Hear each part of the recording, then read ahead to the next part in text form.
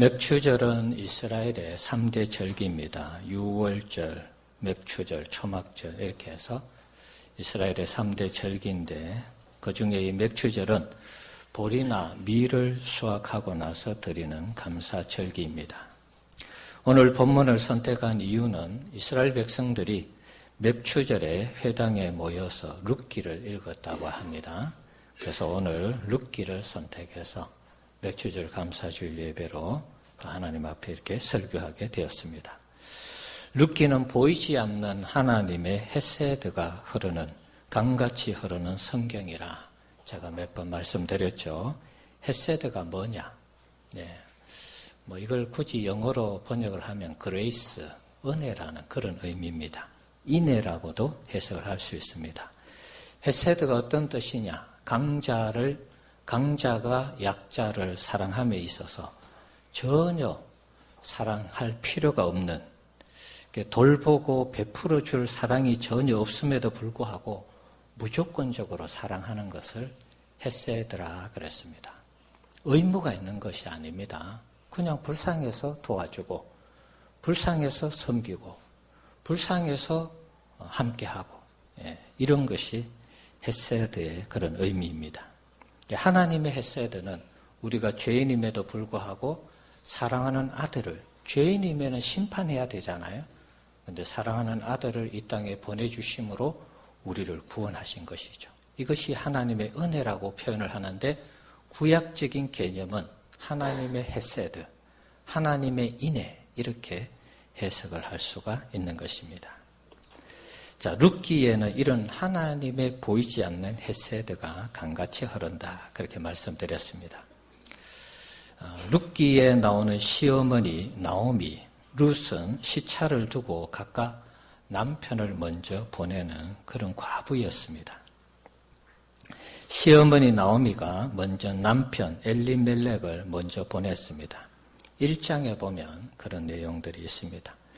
나중에 두 아들 말론과 기련이라는 아들이 있었는데 모압 여인과 결혼을 합니다. 오르바와 또 룻이라는 여인과 결혼을 했는데 10년 후에 또다시 두 아들이 또 안타깝게 하늘나라로 갑니다. 10년 상관으로 이 가정에서 시어머니 나오미, 두 며느리 오르바 룻이 다 과부가 되는 이런 안타까운 일이 발생하게 되었습니다. 졸지의 가정이 정말 남편들이 하나도 없는 이런 처량한 상황이 된 것입니다. 그래서 시어머니 나오미가 베들레헴에 하나님께서 다시 양식을 주셨다, 그 소문을 듣고 모압 땅에서 베들레헴으로 가려고 합니다. 길을 가다가 두 며느리에게 너희들은 아직 젊으니까 다시 제가 해서 다시 행복하게 살아라, 그러면서 떠나갈 것을 말하죠. 자, 그랬을 때 며느리 오르바는 어머니의 말을 듣고 길을 떠납니다. 베들레헴으로 가던 길을 돌이켜서 모압 땅으로 다시 돌아갑니다. 그런데 룻은 끝까지 어머니를 붙잡는, 끝까지 그 어머니와 함께 하겠다는 그런 결심을 가지고 어머니를 따라갑니다. 1장 12절에 보면 룻과 시어머니 나오미가 돌아올 때가 언제냐 하면 보리 추수를 시작할 때라고 그렇게 기록이 되어 있습니다. 보리 추수 때에 룻기가 기록된 것이죠.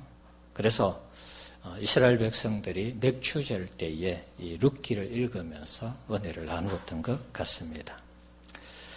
자, 룻기에는 하나님의 헤세드도 흐르지만 이 룻의 헤세드, 시어머니를 돌보지 않아도 어머니가 가라고 했으니까 당장 모압으로 돌아가서 좋은 사람 만나서 새로운 인생을 살아갈 수 있는데 그렇게 하지 않고 시어머니를 끝까지 챙기고 돌보는 룻의 헤세드를 볼 수가 있는 것입니다. 그 어머니를 잘 섬기고 싶은 그런 마음 가지고 베들레헴으로 돌아왔습니다. 그런데 문제는 당장 먹을 것이 없었습니다. 그래서 룻이 시어머니에게 얘기하기를, 어머니, 우리가 먹고 살아야 되니까 지금 보리 추수를 시작하는 시점이니까 제가 보리타작하는 그 집에 가서 이삭을 좀 줍도록 해주세요. 그렇게 요청을 해요. 그래서 이제 어머니가 가라 그럽니다. 그래서 이삭 줍기 하는 밭에 들어가게 되는데요. 오늘 본문 3절에 있는 것처럼 우연히 이 남편 엘리멜렉의 나오미의 남편, 그 시어머니죠. 시어머니 나오미의 남편 엘리멜렉의 친족이었던 보아스라는 사람의 그 밭에 들어가게 됩니다. 자, 이것이 계기가 되어서 여러분 오늘 본문 이후를 쭉 나중에 읽어보시면 룻은 보아스와 만나게 되면서 결혼을 하게 됩니다. 그리고 엘리멜렉의 기업을 잇게 되고요. 이들 부부 사이에 나중에 4대 후조 다윗 왕이 태어나는 이런 복을 경험하게 되는 것입니다. 보아스는 다윗 왕의 고조부가 되는 것입니다. 자, 오늘 본문에서 제가 말씀드리고 싶어 하는 것은 시어머니를 섬기고자 하는 룻의 헤세드죠. 젊고 떠나도 누가 뭐라고 말할 수 없는 상황. 시어머니도 떠나라고 했는데 떠나도 누가 뭐라고 이의를 제기할 수 없는 그런 상황이었는데도 자신의 이 강한 입장을 낮추고 시어머니를 공경한 이 룻의 헤세드. 룻이 우연히 이 보아스와 만나면서 그녀의 가정이 전혀 완전 새로운 가정으로, 새로운 가문으로 거듭나는 이 사실을 우리가 알 수 있습니다. 시어머니를 잘 섬기고자 하는 그 마음에서 이 룻의 가정이 완전히 새로운 가정으로 거듭났다는 것입니다. 사실 하나님의 역사 속에는 우연이라는 것은 사실 없습니다. 우리는 세상 사람들처럼 요행을 바라면서 살아가지 않습니다. 가끔 이런 말 하죠. 재수가 좋아서, 운이 따라서 이런 얘기합니다. 물론 표현은 그렇게 할 수 있습니다. 그러나 여러분 다 하나님이 배후에서 섭리하신 것입니다. 재수가 좋고 운이 좋아서 그렇게 된 게 아닙니다.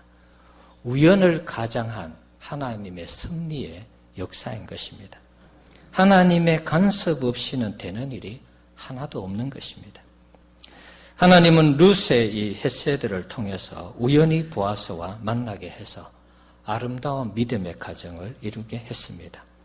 무엇보다도 다윗 시대의 풍요로움을 열어가는 그런 시대를 준비하게 했고 예수님의 족보에도 믿음의 조상으로 룻과 보아스이 동시에 이름이 올라와 있습니다. 룻의 헤세드를 생각하면 바로 이것이 바로 범사에 감사하는 그런 모습이 아닌가 그런 생각을 해봅니다. 룻은 앞날이 창창한 여성이었습니다. 그 위에 올케였던 오르바처럼 얼마든지 자신의 앞날을 위해 시어머니를 버리고 자기의 길을 찾아 나설 수 있는 그런 여성이었습니다. 그런데 그것을 다 뒤로하고 시어머니와 함께 동고동락하는 삶을 선택했습니다. 룻도 어떻게 보면 불평이라고 할까요? 불만이라고 할까요? 얼마든지 표현할 수 있는 그런 입장에 있었습니다. 젊은 나이에 내가 왜 이스라엘 백성과 결혼을 해서 이 고생을 하는가? 시아버지와 그리고 우리 남편 그리고 위에 있는 그 형, 그들이 무슨 잘못을 저질렀길래 모압 땅에 와서 하나님이 저주를 하셨는지 남편 죽고 시아버지 죽고 이게 뭐냐 그러면서 얼마든지 원망하고 불평할 수 있는 그런 상황이었습니다. 그러면서 시어머니 나오미를 얼마든지 떠날 수 있는 그런 상황이었습니다. 그런데 룻은 끝까지 시어머니를 붙들고 떠나지 않았습니다. 룻이 얼마나 이 시어머니 나오미를 강하게 붙들었던지 나오미가 나중에 더 이상 말을 못하죠. 룻기 1장 16절 17절 한번 보겠습니다. 자, 한번 읽어봅시다. 룻이 이르되 내게 어머니를 떠나며 어머니를 따르지 말고 돌아가라 강건하지 마옵소서. 어머니께서 가시는 곳에 나도 가고 어머니께서 머무시는 곳에서 나도 머물겠나이다. 어머니의 백성이 나의 백성이 되고 어머니의 하나님이 나의 하나님이 되시리니 어머니께서 죽으시는 곳에서 나도 죽어 거기 묻힐 것이라. 만일 내가 죽는 일 외에 어머니를 떠나면 여호와께서 내게 벌을 내리시고 더 내리시기를 원하나이다 하는지라. 아멘. 자, 이 부분은 룻이 시어머니 나오미에게 죽음에 이르는 명세를 하는 그런 장면입니다. 놀라운 고백이죠. 룻의 헤세드, 내가 어머니와 죽기까지 절대로 떠나지 않겠습니다. 어머니와 함께하고 어머니의 하나님이 나의 하나님이 될 것입니다. 그렇게 고백을 했습니다. 자, 이 본문에서 어머니의 하나님을 인정하는 그런 룻의 모습을 볼 수가 있는 것입니다. 시아버지 일찍 돌아가셨고 자기 남편 그리고 자기 남편의 형이 일찍 다 돌아갔지만 거기에 대해서 원망하고 불평하지 않습니다. 그 하나님이 만약에 이 가정에 저주해서 우리 남편과 우리 시아버지를 다 돌아가게 하셔가지고 우리 가정을 어렵게 했다. 그렇게 생각했다면 룻이 어머니가 믿고 따르는 이 하나님을 믿고 따랐을까요? 오히려 저주하고 이런 하나님이면 잘 안 믿겠어요. 만약에 베들레헴에 돌아간다 할지라도 그런 하나님은 절대로 안 믿을 것입니다. 오히려 모압 땅에 있는 우리 신을 믿을지언정 그렇게는 안 하겠습니다. 아마 그렇게 말했겠죠. 그런데 룻은 그렇게 말하지 않았습니다. 어머니의 하나님이 나의 하나님이 되시겠다. 그렇게 고백하면서 어머니와 끝까지 함께 하겠다라고 고백을 한 것입니다. 자, 여기에서 이제 이 룻의 하나님을 인정하는, 범사에 감사하는 이런 신앙을 우리가 엿볼 수 있는 것입니다. 지난주에 우리가 하나님을 인정하면 하나님이 우리 인생의 길을 지도하신다. 그렇게 말씀드렸죠. 잠언 3장 6절에 있는 말씀입니다. 다시 한번 더 읽어봅시다. 너는 범사의 그를 인정하라. 그리하면 내 길을 지도하시리라. 아멘. 가정에 어려움이 있었지만 그 하나님을 인정한 것입니다. 하나님의 어떤 섭리가 있겠지. 나는 이방 땅에서 자랐지만 자세히는 모르지만 우리 어머니가 섬기는 하나님이 어떤 계획이 계시겠지. 그러고 원망하지 않고 불평하지 않고 가정에 이루어진 일에 대해서 인정을 한 것입니다. 그리고 어머니와 함께 죽을 때까지 어머니와 함께하고 하나님 섬기겠다. 이렇게 고백을 했죠. 그러니까 하나님을 인정한 것입니다. 그럴 때 하나님이 이 룻을 인도하시고 또 나오미의 가정을 인도하셔서 보아스와 만나게 하신 것입니다. 우연한 발걸음을 통해서 하나님은 그 시대에 가장 잘 사는 부자 그리고 가장 신앙이 좋았던 보아스와 만나게 해서 다윗의 가문을 열어가는 그런 어떻게 보면 기초 작업을 한 것입니다. 하나님의 섭리와 인도하심이 이토록 놀라운 것입니다. 이 모든 것이 우연을 가장한 하나님의 축복인 것입니다. 하나님 앞에 우리가 하나님의 헤세드를 실천할 때 우연히 되어지는 일 같은데 그 우연 속에서 하나님이 어떤 사람을 만나게 하고 하나님이 어떤 일이 되도록 하고 그래서 마침내 하나님의 일을 하나님이 만들어가는 것입니다.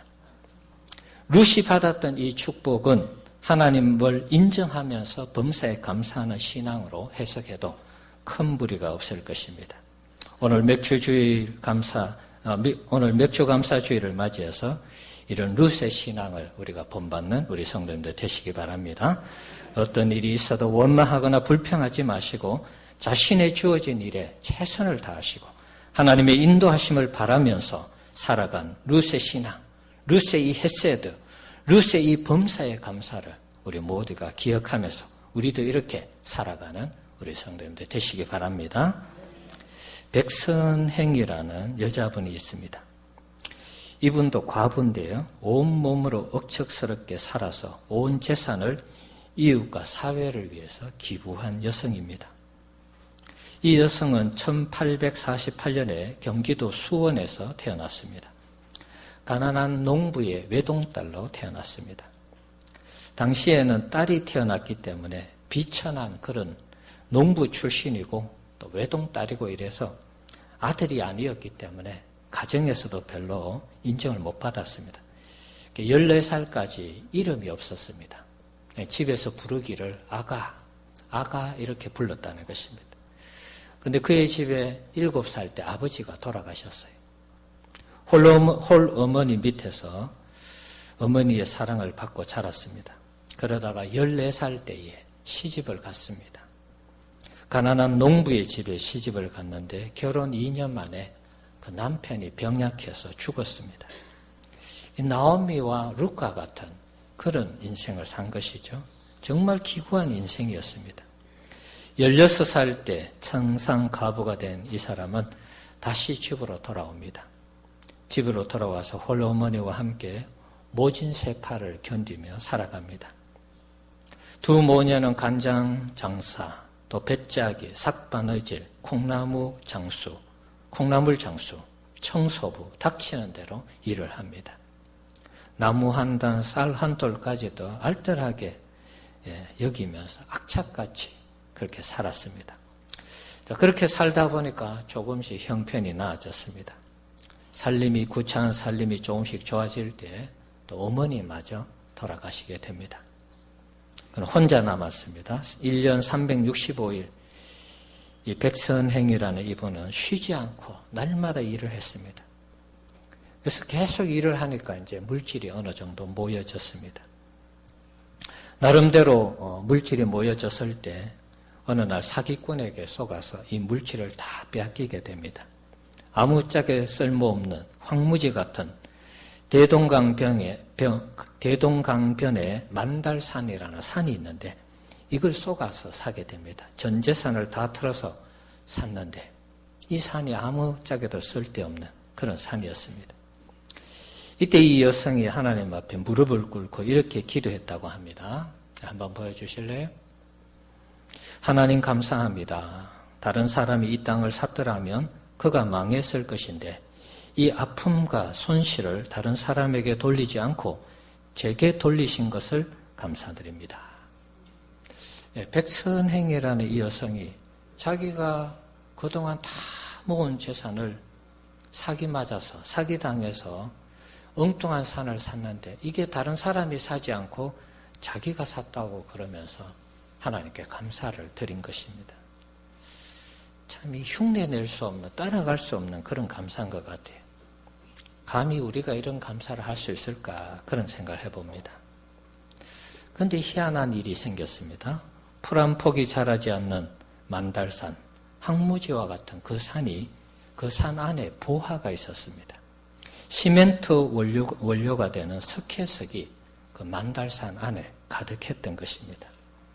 백선행의 땅을 사지 않고는 시멘트 공장을 세울 수 없었던 당시 일본인 사장이었던 오노다라는 사장이 백선행의 땅을 구입하기 위해서 백선행이 지불했던 땅값 10배 이상을 주면서 그 산을 샀습니다. 당시 돈으로 30만 원을 주고 그 땅을 샀다는 것입니다. 요즘 시세로 하면 300억 정도 가치가 된다고 합니다. 갑자기 어마어마한 부자가 됐습니다. 1908년도에 백선행은 회갑을 맞이했는데요. 이때부터 그동안 먹지 않고 입지 않으면서 모은 돈을 가지고 사회에 기부하기 시작했습니다. 첫 기부는 자기가 살아가는 송산마을에 큰 돌다리를 놓는 것이었습니다. 비가 오면 사람들이 못 건너니까 요즘 장마철이죠. 그래서 다리를 놓아서 사람들이 편안하게 건너도록 했습니다. 그리고 이어서 학교에 기부를 했습니다. 광성보통학교, 숭현여학교, 창덕보통학교, 숭인상업학교, 이 학교에 현재 가치로 수십억, 수백억의 돈을 기부해서 학교를 세우고 학교에 기부를 했다는 것입니다. 당시에 독립운동을 하던 조만식 장로님에게도 기부를 했고 기독교 회관을 건립할 때도 평양신학교 재단 설립할 때도 기부를 했습니다. 그 선행과 구제는 이루 헤아릴 수 없었다는 것입니다. 그가 베푼 선행이 얼마나 많았던지 백과부에서 그의 이름이 백선행으로 바뀌었습니다. 선행을 너무 많이 하니까 사람들이 당시에는 백과부라고 불렀는데 이름을 백선행으로 바꿔준 것입니다. 그가 평생 기부한 돈은 현재 가치로 316억 정도 된다고 합니다. 1933년 5월 8일 날 새벽에 백선행이 86세의 일기로 세상을 떠났습니다. 그의 장례식은 조선 여성으로 최초로 사회장으로 치루어졌다고 합니다. 사회 각 지도층과 그녀의 기부를 받은 학교 관계자들, 또 도움을 받은 수많은 사람들, 1만여 명이 참석한 장례식이 치루어졌습니다. 장례 행렬이 2km나 이어졌고요.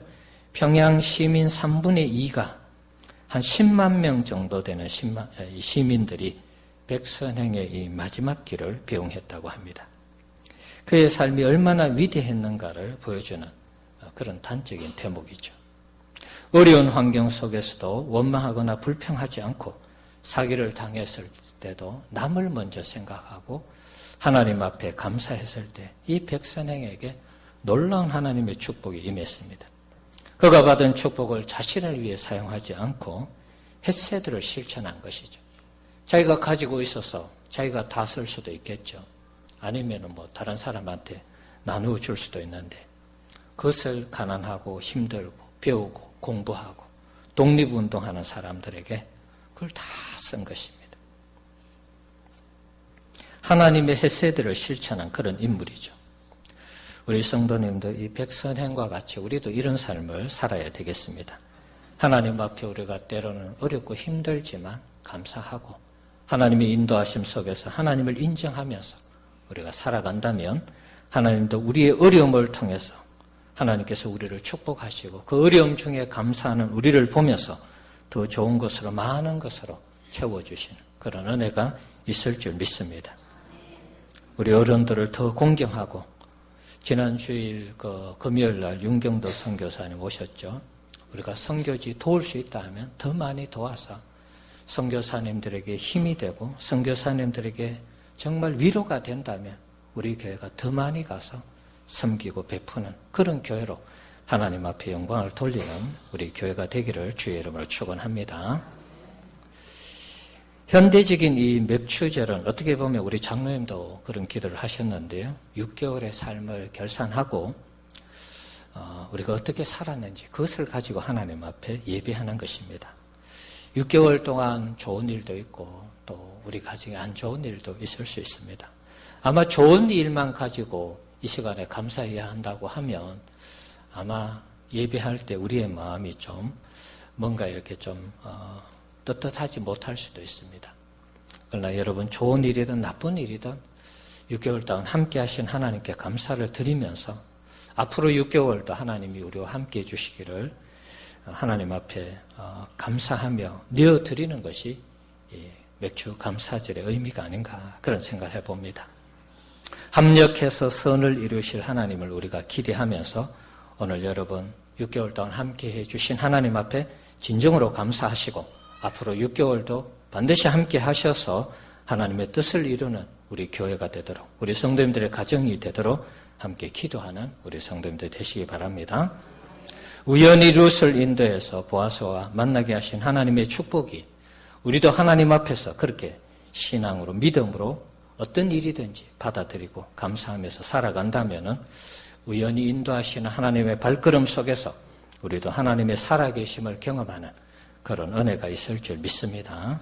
하반기에는 우리의 삶을 더 풍요케 하실 하나님을 기대하면서 감사하면서 예배하는 이 시간 되었으면 합니다. 에베네셀 교회를 담임하는 윤인찬 목사님이라는 분이 있습니다. 자, 이 정광 목사님 책에 나오는 분인데 오늘 한 번 더 소개하겠습니다. 자, 이분이 2003년도에 교회를 개척했습니다. 교회를 개척할 때에 제일 부족한 것이 인적 자원이죠. 사람이 없다는 것. 사람이 없다 보니까 재정이 늘 열악한 것이죠. 개척을 해도 사람도 오지 않고 재정도 뒷받침이 안 되니까 더 이상 교회를 할 수 없는 그런 상황이 되었습니다. 엎친 데 덮친다고요. 함께 개척했던 개척 멤버가 목사님과 더 이상 함께 못하겠다, 못 섬기겠다 그러면서 떠나버렸어요. 그러니까 목사님에게는 이중으로 상처가 된 것입니다. 그래서 이 목사님이 생각하기를 교회 문을 닫아야 되겠다. 목회를 안 해야 되겠다. 그런 생각을 했다는 것입니다. 그런데 이상하게 그 중에 나도예라는 할머니 한 분이 계셨는데요. 다른 성도들은 다 교회를 떠났는데 이 할머니만큼은 떠나지 않더라는 것입니다. 그래서 결심하기를 저 할머니가 교회 안 나오는 그 시간부로 교회 문을 닫고 나는 목회 안 하리라 그렇게 생각을 했다는 것입니다. 그런데 이 나도의 할머니가 교회를 꾸역꾸역 계속 나와요. 비가 와도 나오고 눈이 와도 나오고. 이제 목사님 입장에서는 저 할머니가 빨리 안 나와야 되는데 빨리 교회를 접어야 되는데 목회를 그만둬야 되는데 이런 생각을 하는데도 이 할머니는 계속 나오는 것입니다. 이분이 몸도 불편하신 분이에요. 손이 중풍으로 마비된 분이고 귀도 잘 안 들리는 분이에요. 그런데도 계속 교회를 나오는 것입니다. 그러기를 3년을 했다는 것입니다. 교회 나오는 분 보고 목사님이 교회 이제 그만 나오세요. 그 이야기 하기가 차마 말이 안 떨어져서 기다렸다는 것입니다. 3년이 지나면서 이 목사님이 깨달은 것은 한 영혼이 참 귀하구나 이것을 깨달았다는 것입니다. 그리고 마침내 3년이라는 이 연단의 시간이 지나면서 하나님께서 사람을 보내주기 시작하더라는 것입니다. 그래서 2009년도 2월 달에 새로운 예배당을 지어서 이전하게 되었는데 그때 당시 성도로 120명의 성도가 모여서 새로운 예배당에서 예배를 드렸다는 것입니다. 이전 예배를 드릴 때에 이 윤 목사님이 나도의 할머니에게 특별한 감사패를 전달했다고 합니다.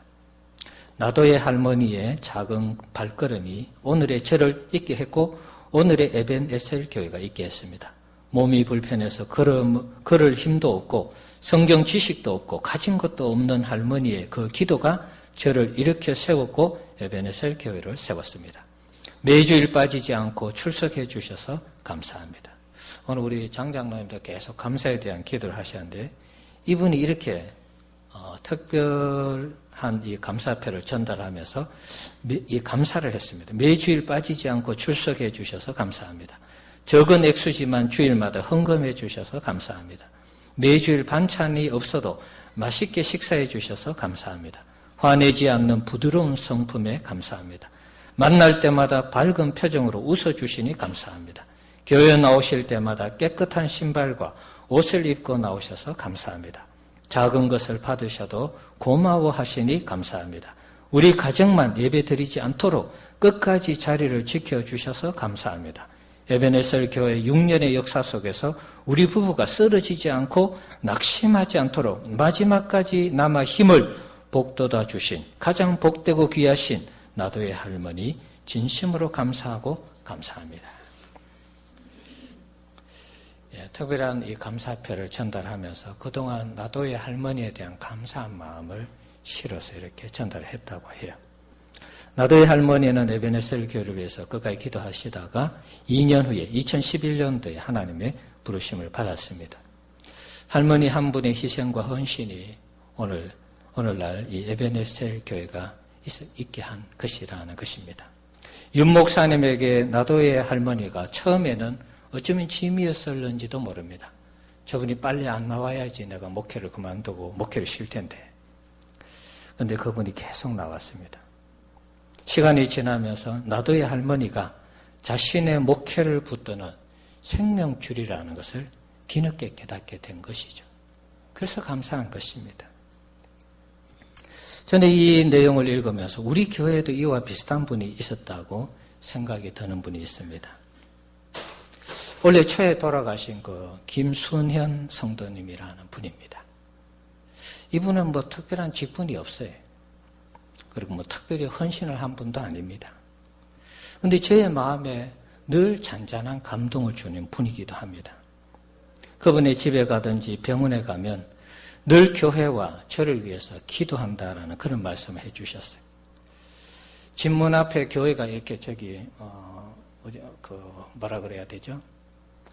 지금 주공 아파트 건너편에 언덕에 집이 있어요. 그래서 창문을 열면 우리 교회가 보여요. 그래서 누워서 늘 계시니까 그 창문을 열고 우리 백석교회를 위해서 기도해주고 또 저를 위해서 늘 기도한다고 그래요. 갈 때마다 참 감동이 됐습니다. 그게 이분이 뭐 장로님, 권사님, 뭐 안수 집사님, 정말 우리 교회에서 이렇게 세워서 믿음이 참 우리가 인정하는 그런 믿음의 사람이었다면 그렇게 하실 수 있겠다 이런 생각이 들었는데, 이분은 뒤늦게 예수님을 믿고 따님 때문에 우리 교회에 와서 한 3, 4년 같이 신앙생활을 했죠. 누가 알아주지 않는 무명의 그런 성도였습니다. 병석에도 찾아갈 때, 병원에 찾아갈 때 교회와 목회자를 위해서 늘 기도해 주신다, 그런 말씀하세요. 그러면서 늘 따뜻하게 웃어주시고 맞이해 주시는 그 모습이 기억이 났습니다. 병석에서 날마다 주기도문을 수백 번씩 외우고 사도신경을 외우면서 외울 때마다 우리 교회가 부흥하도록, 우리 성도님들도 열심히 해서 이렇게 교회가 부흥했지만 또 그분의 기도가 있었던 것 같아요. 열심히 부흥하도록 또 목회자를 위해서 기도한 것이 또 나름대로 열매가 있지 않나, 그런 생각을 해봅니다. 교회는 이름도 없이 빛도 없이 정말 이렇게 기도하면서 섬기는 분들, 어떻게 보면 저분이 뭐 할까 싶은 그런 분들을 통해서 때로는 하나님이 그 교회를 일으키시고 부흥하시고 붙드시는 이런 역사가 있다는 것입니다. 사랑하는 성도 여러분, 오늘 맥주감사주의를 맞이하여서 우리가 기억해야 할 것은 우리를 위해 누군가 희생하고 누군가 헌신했다는 사실을 기억해야 됩니다. 때론 이해되지 않는 그런 상황, 여러 가지 어려운 상황 속에서도 자리를 지키고 가정을 위해서, 교회를 위해서, 또 하나님의 나라를 위해서 헌신하고 희생하고 수고한 분들이 있었다는 거 기억해야 됩니다. 우리 부모님들이 그럴 수 있고 또 우리 가족들이 또 그럴 수 있습니다. 또 우리 성도님들이 그러실 수 있고 앞서간 우리 믿음의 선배, 우리 장로님, 권사님, 집사님들이 그러실 수 있는 것입니다. 어렵고 힘들지만 자기 자리를 지키면서 교회를 섬기고 가정을 섬겼을 때 오늘 우리가 여기까지 이렇게 있는 것이 아닌가, 그런 생각을 해봅니다. 우리 성도님들 6개월 동안 함께 하신 하나님께 다시 한 번 더 우리가 진정으로 감사하면서 앞으로 6개월도 하나님의 인도하심을 믿고 우리가 감사하면서 우리의 생활 속에서 하나님의 헤세드를 실천하고 하나님의 복음을 전하는 일에 우리가 최선을 다하는 우리 성도님들 되시기를 바랍니다. 우리가 그렇게 살아갈 때 하나님은 우연한 기회를 통해서 우연한 축복으로 우리에게 역사해 주실 줄 믿습니다. 말은 우연이지만 우연을 가장한 하나님의 섭리와 인도라는 사실을 여러분 꼭 기억하시고 우리의 주어진 자리에서 감사하고 하나님 인정하고 하나님 앞에 희생하고 헌신한다면 반드시 하나님의 때가 되면 우리를 쓰셔서 우리를 축복하셔서 우리 하나님 앞에 우리 모두가 아름답고 멋있게 쓰임받는 그런 날이 오게 될 줄 믿습니다.